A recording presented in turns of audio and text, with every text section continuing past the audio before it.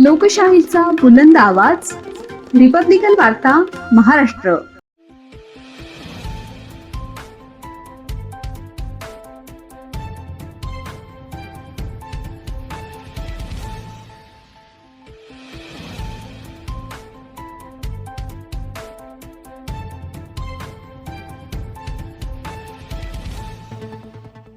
जायकवाडीतील जलसाठ्याने दिला दिलासा. पाण्याची पातळी 75% अधिक वाढल्याने आमदार विलास भुमरे यांनी केली विशेष पाहणी. बातमी पैठण येथून.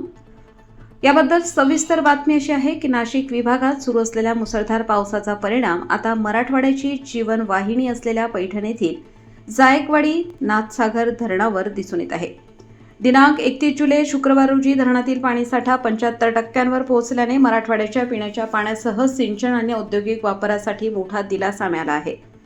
वाढत्या पाण्याच्या आवकेच्या पार्श्वभूमीवर आमदार विलास बापू भुमरे यांनी धरणाची पाहणी करून अधिकाऱ्यांना आवश्यक सूचना दिल्या. धरण परिसराला भेट दिल्यानंतर आमदार भुमरे यांनी पाटबंधारे विभागाच्या अधिकाऱ्यांकडून धरणातील पाणीसाठा, आवक, विसर्ग आणि आगामी नियोजनाची माहिती घेतली. वरच्या धरण क्षेत्रात सुरू असलेल्या पावसामुळे येत्या काही दिवसात आवकेत वाढ होण्याची शक्यता असल्याने परिस्थितीवर सातत्याने लक्ष ठेवून आवश्यक त्या उपाययोजना करण्याचे निर्देश त्यांनी दिले.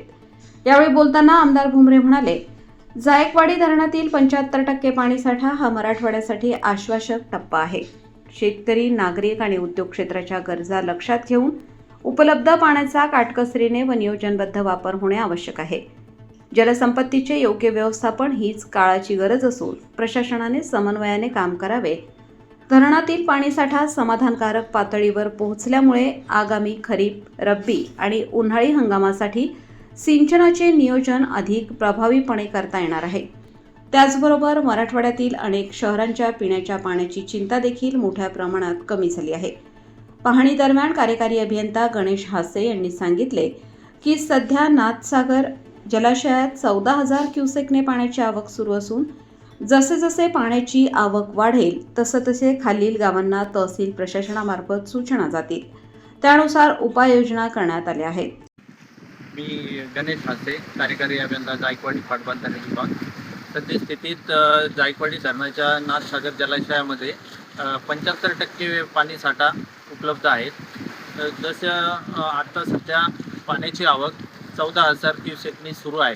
जसा उद्या 2 दिवसात नाशिक भागात जसा पाऊस वाढेल किंवा त्याच्यानुसार इकडे नाथ जलाशयामध्ये आवक सुरू राहणार आहे. आणि जसं पाणी वाढेल तशी खालील गावांना तसेच तहसील कार्यालय असून प्रशासनाला आम्ही आमच्यामार्फत सूचना जातील. त्यानुसार पुढील उपाययोजनेचे आम्ही नियोजन करण्यात आलेलं आहे.